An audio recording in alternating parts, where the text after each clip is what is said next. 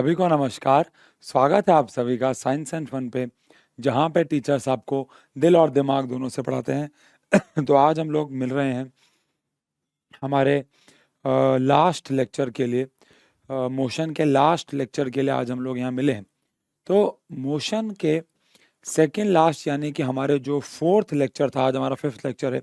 तो जो हमारा फोर्थ लेक्चर था उसमें हमने क्या क्या पढ़ लिया था। हमने पढ़ा था फोर्थ लेक्चर में कि अलग अलग मोशंस में जो ग्राफ हैं वो किस प्रकार बनते हैं। हमने इक्वेशंस ऑफ मोशन को पढ़ा। वी हैव 3 इक्वेशंस और उसके ऊपर एक दो ही सही लेकिन न्यूमेरिकल्स की, और समझा कि कैसे पता लगाएं कि कौन से क्वेश्चन में कौन सी इक्वेशन जो है वो लगानी है। लेकिन आज का जो टॉपिक है वो है कि ग्राफ की मदद से, हमने उस दिन ये इसलिए नहीं सीखा था, उसके 2 रीज़न थे। एक तो हम कोई जल्दबाजी नहीं करना चाह रहे थे, और सेकेंडली आपको बोला गया था, अगर आपको याद हो, कि आप अपने घर से वो जो ग्राफ्स हैं वो, मतलब घर से मतलब मुझे ऐसे ऑफलाइन में आदत हो गई, लेकिन मैंने कहा था कि आप सब वो ग्राफ को अच्छे से याद कर लीजिएगा, समझ लीजिएगा कि जब मैं बोलूँ तो यूनिफॉर्म मोशन, तो डिस्प्लेसमेंट टाइम ग्राफ कैसा बनेगा और वेलोसिटी टाइम ग्राफ कैसा बनेगा। आपके मन में एकदम से ये आंसर आना चाहिए। मैं बोलूँ यूनिफॉर्म एक्सेलरेशन, तो वेलोसिटी टाइम ग्राफ कैसा होगा, ये सब आपके दिमाग में आना चाहिए। मैं बोलूँ कि टाइम एक्सेस के अगर ग्राफ पैरेलल है और डिस्प्लेसमेंट टाइम है तो एट रेस्ट है, और वेलोसिटी टाइम है तो यूनिफॉर्म मोशन है, तो ऐसे आपके दिमाग में आना चाहिए, तभी आपको आज की क्लास जो है वो समझ में आने वाली है। ठीक है जी।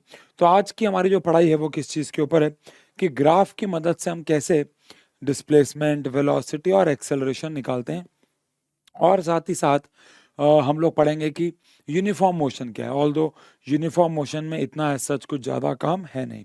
चलो ठीक है यार। तो सबसे पहले बात करते हैं आज कि कैलकुलेशंस फ्रॉम ग्राफ्स। ग्राफ से हम लोग कैसे कैलकुलेशन कर सकते हैं। तो सबसे पहली चीज़ हमारे पास जो आ रही है वो आ रही है डिस्प्लेसमेंट। सबसे पहले नहीं लेते, सबसे पहले लेते हैं वेलोसिटी। अब वेलोसिटी कैसे निकालेंगे ग्राफ से। तो कॉमन सेंस है कि अगर ग्राफ वेलोसिटी टाइम ही है तो वेलोसिटी निकालना बहुत इजी हो जाएगा। लेकिन अगर ग्राफ मान लो डिस्प्लेसमेंट टाइम है तो फिर उससे हम वेलोसिटी कैसे निकालते हैं। ये हमारे पास टाइम है और यहाँ पे हमारे पास डिस्प्लेसमेंट है, ठीक है ना। अब मान लो ये ग्राफ हमें दे रखा है, तो सबसे पहले तो कमेंट सेक्शन पे आपको बताना है कि ये ग्राफ कौन सा है। तो आंसर आएगा कि ये ग्राफ है यूनिफॉर्म मोशन का। बस ये शुरू 0 से नहीं हो रहा है तो उससे कोई फर्क नहीं पड़ता। डिस्प्लेसमेंट टाइम ग्राफ है, स्ट्रेट लाइन ऊपर जा रहा है, तो मोशन कौन सा हो गया यहाँ पे, यूनिफॉर्म मोशन हो गया। ठीक है जी। अब इस ग्राफ से अगर हमें वेलोसिटी निकालनी हो तो कैसे निकाल सकते हैं। तो velocity using displacement time graph, displacement time graph की मदद से हम वेलोसिटी कैसे निकाल सकते हैं। तो आंसर होता है हमें ग्राफ का स्लोप निकालना होगा, यानी कि स्लोप ऑफ ग्राफ। अब स्लोप ऑफ ग्राफ का क्या मतलब है, स्लोप ऑफ ग्राफ के क्या मायने हैं। तो स्लोप ऑफ ग्राफ होता है हाइट ऑफ ग्राफ, यानी ग्राफ की height, height of graph upon में आएगा हमारे पास बेस ऑफ ग्राफ। दोबारा बोल रहा हूं, अगर हमें किसी भी ग्राफ का स्लोप निकालना हो तो इसका फॉर्मूला होता है ग्राफ की हाइट अपॉन में ग्राफ का बेस। अब जैसे इस क्वेश्चन में हम यहाँ पे अगर एक कंस्ट्रक्शन करें, इसको मैं ओ मान लूँ, इसको मैं ए मान लूँ, इसको मैं बी मान लूँ, इसको मैं सी मान लूँ और इसको मैं डी मान लूँ, तो वेलोसिटी जो है वो स्लोप ऑफ ग्राफ है। अब इस ग्राफ से अगर मैं पूछूं आपसे कि हाइट क्या है ग्राफ की, तो ज़्यादातर बच्चों से जब मैं ये सवाल पूछता हूँ अपने सामने, तो बच्चे ग्राफ जो पहली बार ये टॉपिक कर रहे होते हैं तो वो बच्चे ग्राफ की हाइट को ऐसे बोलते हैं ए सी। बट अगर आप नोटिस करें तो ग्राफ यहाँ से शुरू हो रहा है, तो बेसिकली हाइट आप यहाँ से नापोगे तो ग्राफ यहाँ से शुरू हो रहा है, इतना ऊपर गया, तो ग्राफ की जो हाइट है वो हमारे पास हो जाएगी बी सी, और जो ग्राफ का बेस है वो मेरे पास हो जाएगा डी से लेके बी। अब मैथमेटिकली मैं डी से लेके बी को, वो अलग बात है कि ओ ए भी लिख सकता हूँ, तो बी सी अपॉन में ओ ए। तो ये मेरे पास देखा जाए तो वेलोसिटी आ जाएगी, समझ गए। तो ये मेरे पास आ जाएगी वेलोसिटी। अब ये तो मैंने आपको भी एक फॉर्मूला बताया कि अगर आपको डिस्प्लेसमेंट टाइम ग्राफ से वेलोसिटी निकालनी हो तो आंसर होता है slope of the graph. But आप सोच रहे होगे कि इससे हमें कोई वैल्यू कैसे मिलेगी, लेकिन जैसे हम न्यूमेरिकल्स कर रहे थे तो वेलोसिटी का आंसर हमें 10 मीटर पर सेकेंड, 20 मीटर पर सेकेंड मिल रहा था। यहाँ तो ऐसा कुछ नहीं मिला क्योंकि अभी हमने सिर्फ एक ग्राफ लिया है। अभी इसके ऊपर अभी हम क्वेश्चन करेंगे एक दो, तो आप समझ जाओगे कि वेलोसिटी कैसे निकाली जाएगी using displacement time graph. But अभी के लिए आपको समझना है कि अगर मुझे डिस्प्लेसमेंट टाइम ग्राफ से वेलोसिटी निकालनी है, सो हमारे पास जो मेथड है उसको हम लोग बोलेंगे स्लोप ऑफ द ग्राफ। आपको ग्राफ का स्लोप निकालना होगा, और वो कैसे निकालना है, हाइट अपॉन में बेस। हाँ, अगर ग्राफ की शुरुआत मान लो नीचे से हुई होती यहाँ से, तो फिर ये पूरी AC जो है वो हाइट हो जाती, ठीक है जी। बट अभी फिलहाल ऐसा नहीं। अब अगर हम सेकंड चीज पे चलें, यानी कैसे हम लोग ग्राफ से एक्सेलरेशन निकाल सकते हैं, तो एक्सेलरेशन ग्राफ से कैसे निकालेंगे। पहली बात तो एक्सेलरेशन निकालने के लिए जो ग्राफ की हमें जरूरत पड़ेगी वो है वेलोसिटी टाइम ग्राफ। यानी अगर आपके पास वेलोसिटी और टाइम के बीच में ग्राफ दे रखा हो और आपको एक्सेलरेशन निकालना हो तो आप कैसे निकालोगे। पहली बात तो ग्राफ मान लेते हैं ऐसा है। अब जल्दी से कमेंट सेक्शन में आप बताओ टाइम स्टैम्प के साथ कि ये ग्राफ कौन से मोशन को रिप्रेजेंट कर रहा है। टाइम स्टैम्प है 6 मिनट 40 सेकंड के आसपास। जल्दी से बताओ कि ये ग्राफ कौन से मोशन को रिप्रेजेंट कर रहा है। तो आंसर है ये ग्राफ रिप्रेजेंट कर रहा है यूनिफॉर्म एक्सेलरेशन को। ये ग्राफ रिप्रेजेंट कर रहा है क्योंकि ये वेलोसिटी टाइम ग्राफ है। अगर डिस्प्लेसमेंट टाइम होता तो यूनिफॉर्म मोशन होता, लेकिन यह वेलोसिटी बढ़ रही है तो यूनिफॉर्म एक्सेलरेशन हो जाएगा। अब अगर मुझे इस यूनिफॉर्म एक्सेलरेशन वाले ग्राफ से सॉरी यार, एक्सेलरेशन निकालना है। पानी पी लेता हूँ मैं। पता नहीं मैंने इस बैच में बताया था कि नहीं, लेकिन मेरी सर्जरी है। बैच मतलब ऑनलाइन यूट्यूब क्लास पे। मेडिसिन से आराम नहीं हो रहा है गले को, तो फाइनली 8 ऑफ जुलाई को मेरी सर्जरी हो रही है। पता नहीं आप ये लेक्चर कब देख रहे हैं, बट 8 ऑफ जुलाई को मेरी सर्जरी होगी। उसके बाद 2 दिन 3 दिन तक मुझे बिल्कुल भी हेलो हाय तक नहीं करना है, तो मुझे रेस्ट लेना है। उसके बाद एकदम गला जो है वो परफेक्ट हो जाएगा, ठीक है जी। तो एक्सेलरेशन अगर मुझे निकालना हो तो इसके लिए मेरे पास पहली बात तो अगर मुझे एक्सेलरेशन निकालना है तो मुझे क्या करना होगा, एक्सेलरेशन निकालना है बाय वेलोसिटी टाइम ग्राफ।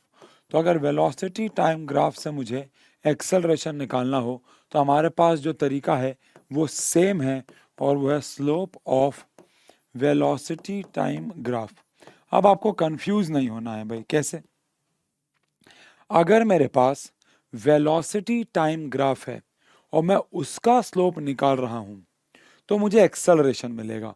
लेकिन अगर मेरे पास डिस्प्लेसमेंट टाइम ग्राफ है और मैं उसका स्लोप निकालूंगा तो मुझे क्या मिलेगा, वेलोसिटी। तो कंफ्यूज नहीं होना है, डिस्प्लेसमेंट टाइम ग्राफ के स्लोप से मिलता है वेलोसिटी, लेकिन वेलोसिटी टाइम ग्राफ के स्लोप से मुझे मिलता है एक्सेलरेशन। ये बात आपको समझनी।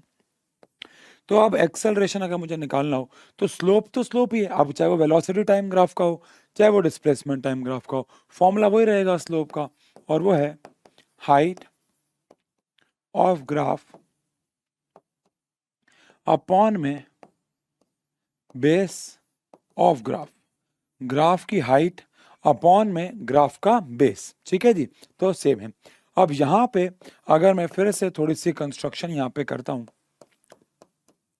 और मैं यहाँ पे कुछ इस बार अजीब नाम देता हूँ, OPQRS। तो जल्दी से अपने मन में इसका आंसर चाहे कमेंट सेक्शन में ना ही लिखो, लेकिन अपने मन में एटलीस्ट मुझे बताओ कि इस ग्राफ की हाइट क्या है और इस ग्राफ का बेस क्या है। प्लीज रिक्वेस्ट है कि इस ग्राफ की हाइट क्या है और इस ग्राफ का बेस क्या है। तो आंसर मिलेगा कि हाइट जो है वो Q से लेके R है, क्योंकि अगेन ग्राफ की शुरुआत यहाँ से हो रही है, तो Q से लेके R है। अरे भाई ये देख लो, तुक्के की बात है कि मैंने आज जो रंग यूज़ किए हैं वो ऑरेंज वाइट और ग्रीन है। तो जय हिंद बच्चों, ये तुक्के से हुआ है, मैंने जान के नहीं किया है। वो देश प्रेम अपने आप ही बाहर आ गया। लेकिन यहाँ पे हमारे पास QR जो है वो हमारे पास हाइट है, और बेस आप देख सकते हैं कि SQ है। क्या मैं एस क्यू को ओ पी भी लिख सकता हूँ? तो आंसर है यस। तो मेरे पास ये क्यू आर तो क्यू आर रहेगा, लेकिन यहाँ पे अगर मैं ओ पी लिख दूंगा तो ये मेरे पास एक्सेलरेशन हो जाएगा। सो द पॉइंट इज कि अगर मेरे पास डिस्प्लेसमेंट टाइम ग्राफ है और मैं उसका स्लोप निकालूंगा तो मुझे वेलोसिटी मिल जाएगी, लेकिन वेलोसिटी टाइम ग्राफ के स्लोप से निकालूंगा तो एक्सेलरेशन। अब आप सोच रहे होगे कि सर अगेन यहाँ वैल्यू नहीं आई, तो मैंने आपको बोला मुझे तीनों चीज़ें कराने, तो उसके बाद मैं जब क्वेश्चन कराऊंगा तो आप वैल्यू भी निकालना सीख जाओगे। बहुत आसान है, कुछ भी नहीं है, ये इस चैप्टर का सबसे ईजी टॉपिक है, आप ऐसा कह सकते हो। बट फाइनली अब हम निकालने जा रहे हैं हमारी तीसरी और आखिरी चीज, जो कि है डिस्प्लेसमेंट। अब डिस्प्लेसमेंट जो है वो कॉमन सेंस की बात है कि डिस्प्लेसमेंट टाइम ग्राफ से तो निकल ही जाएगा, मतलब डिस्प्लेसमेंट डिस्प्लेसमेंट टाइम ग्राफ से तो निकाल ही लोगे आप। तो ये हमारे पास टाइम है और ये मेरे पास वेलोसिटी है। मजा कब आएगा? अगर मेरे पास डिस्प्लेसमेंट टाइम ग्राफ है तो डिस्प्लेसमेंट तो निकल ही जाएगा, ये तो हम बचपन से निकाल रहे हैं, एक सर्टेन टाइम पर डिस्प्लेसमेंट मिल जाएगा। बट मजा कब आएगा? जब आपको डिस्प्लेसमेंट निकालना हो वेलोसिटी टाइम ग्राफ से। अगर आप वेलोसिटी टाइम ग्राफ से डिस्प्लेसमेंट निकालोगे तो मजा आएगा। और वो कैसे निकालना है? तो अगर आपको डिस्प्लेसमेंट निकालना हो यूजिंग वेलोसिटी टाइम ग्राफ, तो ये कैसे निकालेंगे? तो आंसर है ये निकाला जाएगा एरिया अंडर दी ग्राफ। यानी एक नई चीज आई, इस बार आपको स्लोप नहीं निकालना। और ऑब्वियस बात है, अगर आप वेलोसिटी टाइम ग्राफ का स्लोप निकालोगे उससे तो एक्सेलरेशन मिलेगा, तो स्लोप तो नहीं निकालना है। लेकिन स्लोप के अलावा क्या निकालना है? तो आंसर है इस बार आपको एरिया अंडर द ग्राफ निकालना है। मान लेते हैं अगेन ये ग्राफ है हमारा जो कि यूनिफॉर्म एक्सेलरेशन का है, तो हमें इस बार क्या करना है? एरिया अंडर द ग्राफ निकालना है। ये हमारा ग्राफ है, तो उसके नीचे का जो एरिया हो गया वो ये वाला एरिया हो गया, तो हमें ये एरिया निकालना होगा। अब ये एरिया हम कैसे निकालेंगे? ये आपकी काबिलियत है मैथ्स की। क्या मैथ्स का कौन सा कंसेप्ट यूज करके इसका एरिया निकालोगे? आंसर है आप यहाँ पे area of triangle plus area of rectangle भी लगा सकते हो। अगर आपने देखा हो तो ये ऊपर वाला हमारे लिए ट्राइंगल हो गया और नीचे वाला रेक्टेंगल, तो area of triangle plus area of rectangle तो लग ही सकता है। लेकिन यहाँ पे साथ ही साथ एरिया ऑफ ट्रैपीजियम भी जो है वो लग सकता है। अगर आप इस पूरे को देखो तो ये ट्रैपीजियम है। कैसे? ये इसकी पैरेलल साइड हो गई और ये हाइट हो गई। अगर आप इसको टेढ़ा करके देखो तो ये बेसिकली एरिया ऑफ ट्रैपीजियम है। देखता हूँ ये अगर अलग ऐसे टेढ़ा होता है कि नहीं होता है, हो तो जाएगा। बट अगर आप इसको ऐसे करके देखो, अरे वाह, ये टेक्नोलॉजी तो मुझे पता ही नहीं थी। एक सेकेंड, दोबारा करते हैं बच्चों। लेकिन अगर मैं आपको बोलूं कि आप इसमें इसको ऐसे करके देखो तो आप समझ जाओगे कि ये बेसिकली हमारे पास ट्रेपीजियम है। क्यों? ये हमारे पास पैरेलल साइड हो जाती है। समझ में आ गई बात? तो इसलिए आपको ध्यान रखना है कि ये आप area of triangle plus area of rectangle, क्योंकि न्यूमेरिकल करना है तो कैसे मर्जी कर लो, area of triangle plus area of rectangle से भी कर सकते हो, या फिर आप इसको एरिया ऑफ ट्रापीजियम से भी कर सकते हो। बात समझ में आ जाती है? मन में कोई सवाल तो नहीं चल रहा होगा? तो अगर मुझे डिस्प्लेसमेंट निकालना है वेलोसिटी टाइम ग्राफ से, तो मैं एरिया अंडर द ग्राफ जो है वो निकालूंगा। ठीक है जी। अब इसके ऊपर आओ एक दो क्वेश्चन कर लेते हैं और समझते हैं कि सवाल एग्जाम में किस प्रकार आएंगे, फिर सर्कुलर मोशन की तरफ चलते हैं। ठीक है जी। तो मान लो सवाल आता है कि identify each type of motion and also identify each type of motion and also calculate velocity of each part। और यहाँ पे आपको ये ग्राफ जो है वो गिवन है, ये क्वेश्चन का ही हिस्सा है ग्राफ। ये सब जो भी मैं वाइट कलर से बना रहा हूँ, ये ग्राफ, ये क्वेश्चन, ये सब हमें गिवन है। टाइम यहाँ पे सेकंड में है और डिस्प्लेसमेंट हमारे पास यहाँ पे मीटर में है। तो जो ग्राफ है वो कुछ ऐसा दे रखा है और यहाँ पे आपको कुछ वैल्यूज ऑब्वियस सी बात है गिवन है। ये 0 है, ये 2 है, ये 4 है, ये 6 है, ये 8 है, ये 10 है सेकंड में, और ये 5 मीटर है, ये 10 मीटर है, और ये 15 मीटर है, और ये 20 मीटर है, और आपको ये 0 यानी O, ये A और ये B, तो ये सब आपको गिवन है। ठीक है जी। अब यहाँ पे आपको निकालना क्या क्या है। सबसे पहला सवाल आपसे पूछा गया है कि आप हर एक पार्ट का, ईच एंड एवरी पार्ट का, जो कि 2 पार्ट है यहाँ पे ग्राफ के, एक O से लेके A है और एक A से लेके B है, आपको इन दोनों हिस्सों को पहले आइडेंटिफाई करना है कि ये मोशन कौन से हैं। तो O से लेके A, क्योंकि ये डिस्प्लेसमेंट टाइम ग्राफ है और सीधा ऊपर जा रहा है, तो ये हो गया हमारे पास यूनिफॉर्म मोशन। तो ये हमारे पास हो जाएगा यूनिफॉर्म मोशन। वहीं पे अगर मैं बात करूं ए बी ग्राफ की, तो ए से लेके बी अगर आप देखें तो ये ग्राफ एकदम पैरेलल है, स्ट्रेट लाइन है, डिस्प्लेसमेंट जो है वो बढ़ नहीं रहा है लेकिन टाइम बढ़ रहा है, तो ये ग्राफ एट रेस्ट का है। ठीक है जी। अब आपको अगले पार्ट में इन दोनों की वेलोसिटी निकालनी है, जो कि अभी हमने सीखी। अब याद करो, तो ये ग्राफ अगर डिस्प्लेसमेंट टाइम ग्राफ है और मुझे उसकी वेलोसिटी निकालनी है, तो पीछे जाके आप चेक कर सकते हो, या आपने अगर नोट कर लिया है तो आप चेक कर सकते हो कि अगर मुझे डिस्प्लेसमेंट टाइम ग्राफ से अगर मुझे वेलोसिटी निकालनी हो तो हमें स्लोप ऑफ द ग्राफ निकालना होता है। तो पहले मैं निकालूंगा वेलोसिटी ऑफ ओ से लेके ए, तो अगेन फॉर्मूला वही रहेगा, स्लोप ऑफ ग्राफ। अब स्लोप का जो फॉर्मूला होता है वो क्या होता है भाई, हाइट अपॉन में बेस, शॉर्ट में लिख रहा हूँ। अब अगर आप O से लेके A तक की हाइट देखोगे तो 0 से शुरू हुआ और 15 तक गया, तो हाइट 15 है, और बेस अगर आप देखोगे तो 4 है। हाइट आपको 15 मिलेगी और बेस आपको 4 मिलेगा। तो अगर आप इसे डिवाइड कर देते हो तो आपको यहाँ पे मिल जाएगा 4 इंटू में 3, 12 मिल जाएगा, और साथ में आपका बच जाएगा 3, तो ये आपका बच जाएगा हमारे पास 0.75। अगर मैंने सब कुछ सही किया है तो ये हमारे पास आ जाएगा 3.75 मीटर पर सेकेंड। सही कह रहा हूँ ना, 3.75 प्लस 3.75 इज 7.5, 7.5 प्लस 7.5 इज 15, तो बिल्कुल ठीक है जी, समझ गए। बट अरे वो छोड़ो ना यार, लेकिन हाइट कितनी है हमारे पास 15 और बेस कितना है 4, तो 15 डिवाइडेड बाय 4 कितना हो गया 3.75। इसी के साथ अगर मैं आपको बोलूं, वैसे तो शायद निकालने की ज़रूरत है नहीं, क्योंकि वेलोसिटी ऑफ ए से लेके बी अगर बात करें, क्योंकि ए से लेके बी अगर रेस्ट है तो कॉमन सेंस की बात है कि वेलोसिटी 0 हो जाती है, बिकॉज एट रेस्ट पे तो वेलोसिटी 0 ही होगी। इसको ऐसे भी समझ सकते हो कि ए से लेके बी तक कोई हाइट नहीं है, ग्राफ ने कोई हाइट नहीं कवर की है, तो हाइट 0 है। हाइट 0 है तो ऑब्वियस सी बात है वेलोसिटी भी 0 हो जाएगी, लेकिन हम सीधा भी कर सकते हैं। ठीक है, डन है। इसके ऊपर एक सवाल और करते हैं, जहाँ पे हमें डिस्प्लेसमेंट निकालने को बोला जाता है। तो क्वेश्चन आता है, मान लो कि कैलकुलेट डिस्प्लेसमेंट ऑफ बॉडी, जिसका ग्राफ आपको नीचे गिवन है। ऐसा करेंगे, एक प्लान करते हैं, चलो कि आप इसको अलग तरीके से करोगे, मैं इसको अलग तरीके से करूंगा, और देखेंगे कि हमारा जो आंसर है आपका और मेरा वो सेम आ जाएगा। कैसे भी समझाता हूँ। मान लो ये ग्राफ हमें दे रखा है, अगेन ये सब कुछ ही हमें गिवन है क्वेश्चन के अंदर, टाइम सेकंड में हमें दे रखा है। ये डॉटेड लाइन का मतलब है ये हमने सहूलियत के लिए बनाई है। तो ये 1 सेकंड है, ये 2 है, ये 3 है, ये 4 है, ये 5 है, 6 है, 7 है और 8 सेकंड है।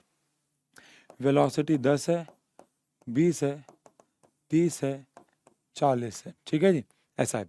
तो O A B C ऐसा कुछ करके दे रखा है, और आपको डिस्प्लेसमेंट ऑफ बॉडी बोला है। अब अगर आप पीछे जाके चेक करोगे तो डिस्प्लेसमेंट ऑफ बॉडी में आपको पढ़ाया कि अगर आपके पास वेलोसिटी टाइम ग्राफ है तो वेलोसिटी टाइम ग्राफ से डिस्प्लेसमेंट कैसे निकालते हैं। तो आंसर आपको इस पूरे ग्राफ के नीचे का ये वाला जो सारा एरिया है ये कैलकुलेट करना है। अब इस एरिया को कैलकुलेट करने के हमारे पास 2 तरीके हैं, जिसके बारे में बात कर रहा था। एक तो है area of triangle, half base into height, area of rectangle L into B, और again area of triangle half base into height, और तीनों को ऐड कर दो।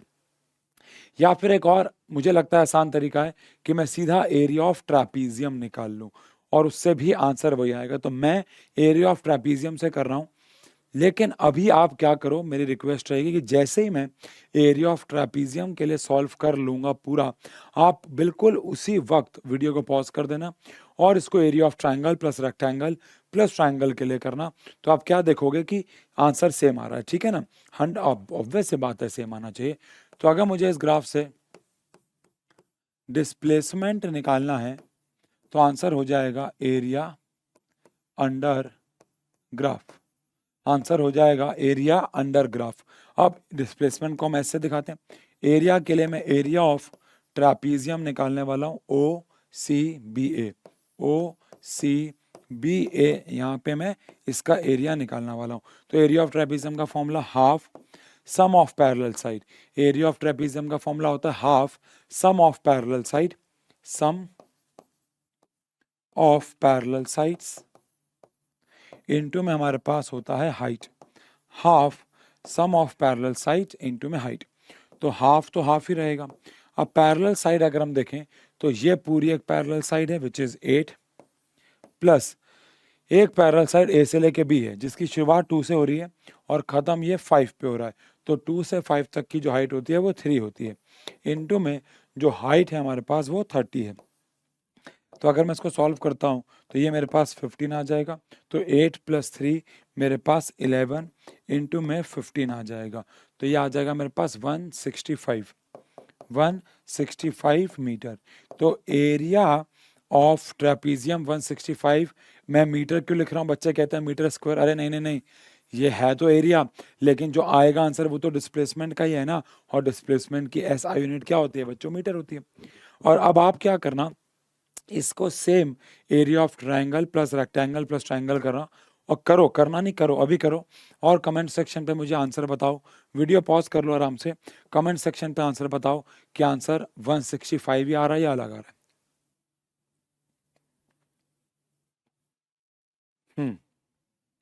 तो आई होप आप सबने कर लिया है और आंसर आप सबका 165 ही आया होगा, ऑब्वियस सी बात है, ठीक है जी।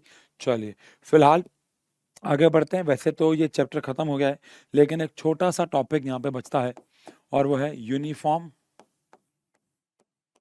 Circular motion. अब यूनिफॉर्म सर्कुलर मोशन जो होता है, अब आप कहोगे सर सर्कुलर मोशन तो हम जानते ही हैं क्या होता है। सर्कुलर मोशन का मतलब होता है जब भी कोई ऑब्जेक्ट जो है वो एक सर्कुलर पाथ में घूम रहा हो अराउंड अ सेंटर, लाइक अर्थ घूम रही है प्लैनेट्स के आसपास, ऑल दो बड़े होके पढ़ोगे वो परफेक्ट सर्कुलर मोशन नहीं है, या इलेक्ट्रॉन्स घूम रहे हैं न्यूक्लियस के आसपास, या कोई गाड़ी घूम रही है बड़े से गोल चक्कर के आसपास। तो ये सब सर्कुलर मोशन के एग्जाम्पल्स हो जाते हैं। मैंने एक बॉल को धागे से बांध के घुमा रहा हूँ, तो ये भी सर्कुलर मोशन के एग्जाम्पल हो जाते हैं।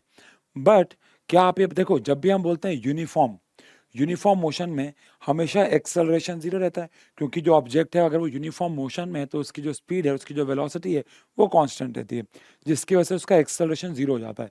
बट यूनिफॉर्म सर्कुलर मोशन में एक खास बात क्या है, आओ जरा समझें। पहली बात तो in every circular motion, in every circular motion direction of velocity changes continuously। आप क्या देखो, मैं आपको भी एक वीडियो देखने के लिए बोलूंगा, आपके मेरी रिक्वेस्ट होगी कि आप वो वीडियो देख लो। In every circular motion direction of velocity changes continuously.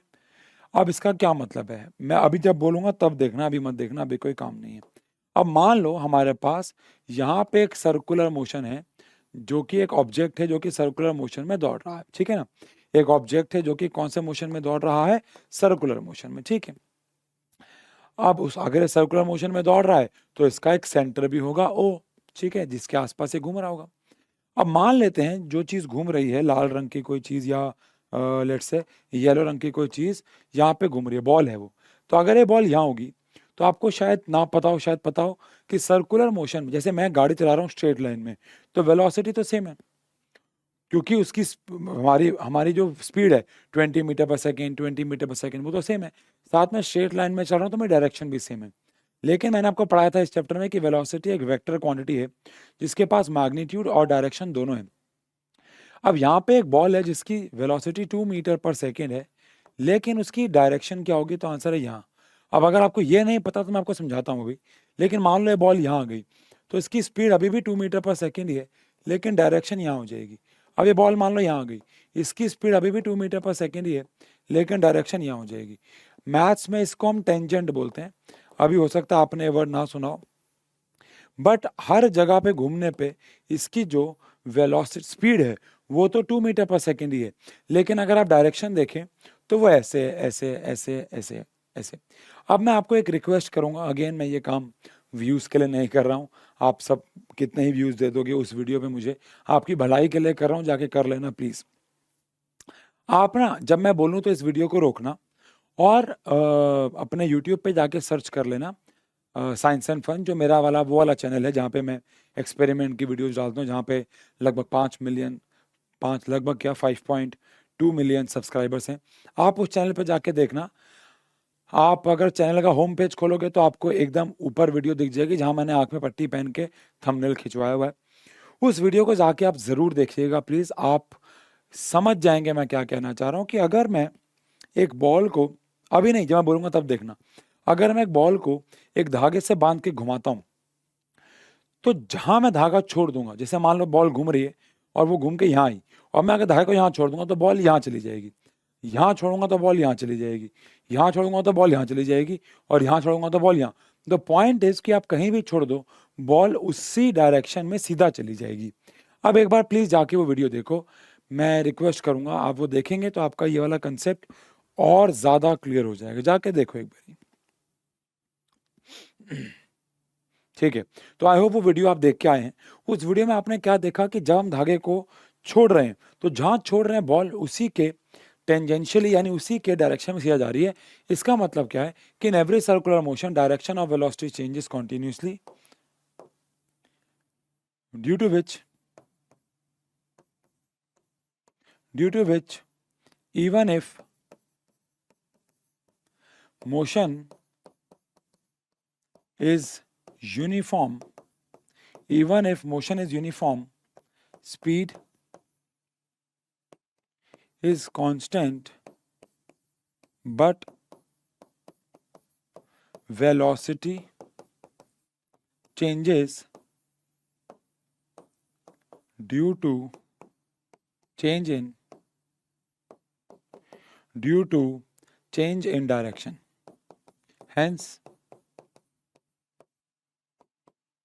Hence every uniform circular motion is accelerated। हर एक मोशन जो कि है तो यूनिफॉर्म लेकिन वो फिर भी एक्सेलरेटेड रहता है, उसमें एक एक्सेलरेशन रहता है। क्यों रहता है एक्सेलरेशन? मैंने आपको बताया, क्योंकि स्पीड भले ही सेम है 2 लेकिन डायरेक्शन चेंज होने की वजह से वेलोसिटी चेंज होती है। ऑल तो आपके सिलेबस की पढ़ाई नहीं है लेकिन मैं नॉलेज के लिए बता देता हूँ। जब भी एक ऑब्जेक्ट सर्कुलर पाथ में घूमता है तो हमेशा उस पर सेंटर की तरफ एक फोर्स लगती है जिसको हम लोग सेंट्रीपिटल फोर्स कहते हैं। ऑल दो अभी ये हमारे सिलेबस का नहीं है, कई स्कूल में करा देते हैं, आप चाहो तो परिभाषा लिख सकते हो। In every circular motion there is always a force towards the centre which is known as centripetal force. ठीक है जी। बट ये सवाल काफी इंपॉर्टेंट है एग्जाम के लिए कि मोशन यूनिफॉर्म है लेकिन स्पीड कांस्टेंट है, वेलोसिटी नहीं। क्योंकि स्पीड डायरेक्शन पे डिपेंड नहीं करती है लेकिन वेलोसिटी जो है वो डायरेक्शन पे डिपेंड करती है। तो बार बार डायरेक्शन के चेंज होने की वजह से आपकी जो वेलोसिटी है वो चेंज हो रही है, जिसकी वजह से जो मोशन है वो यूनिफॉर्म होने के बावजूद भी एक्सेलरेटेड मोशन जो है वो माना जाएगा। समझ गए बात? तो अब आपका काम क्या बनता है? ये चैप्टर एक ऐसा चैप्टर है या फिजिक्स का कोई भी एक ऐसा चैप्टर है जो टीचर के कराने से कभी भी आप कर नहीं पाओगे। हमेशा आपको ध्यान रखना होगा कि आपको वो खुद से करना होगा, आपको वो खुद से करना होगा। मतलब आपको सारे फॉर्मूले एक जगह पे लिखने चाहिए, ग्राफ वाले, equation of motion, acceleration, average speed, velocity, और एनसीईआरटी का हर एक क्वेश्चन, और एग्जाम्पलर कर लो। और वो भी हो जाए तो एक्स्ट्रा चीज़ें करो, ऑल दो यहाँ पे भी हम करवाएंगे। लेकिन मेरी रिक्वेस्ट ये है कि करो। अब मैं आपसे एक सवाल पूछना चाहता हूँ कि आप अगली वीडियो में मुझसे क्या डिमांड कर रहे हैं कि क्या मैं नए चैप्टर पे जाऊँ या फिर मैं इसी चैप्टर के आपको कुछ क्वेश्चंस कराऊँ? जैसा आप बोलेंगे वैसा कराया जाएगा। कि क्या हम आपको इसी चैप्टर को आगे मतलब नया चैप्टर पढ़ा दें या फिर हम इसी चैप्टर के क्वेश्चन कराएँ। मेरा ऐसा मानना है कि हमें इस चैप्टर के क्वेश्चंस करने चाहिए इंस्टेड ऑफ नए चैप्टर के, क्योंकि एक चैप्टर पक्का नहीं हुआ और आगे जाना गलत है। बट अगर मैं ही सिर्फ अगले क्लास में क्वेश्चन कराऊँगा तो कोई फ़ायदा नहीं होने वाला है, जब तक आप घर से मतलब घर पे ही हो, लेकिन ढंग से इस चैप्टर को पढ़ के नहीं रखेंगे। ठीक है जी? तो मिलते हैं, चैप्टर हमारा समाप्त हो जाता है। Thank you so much. Thank you.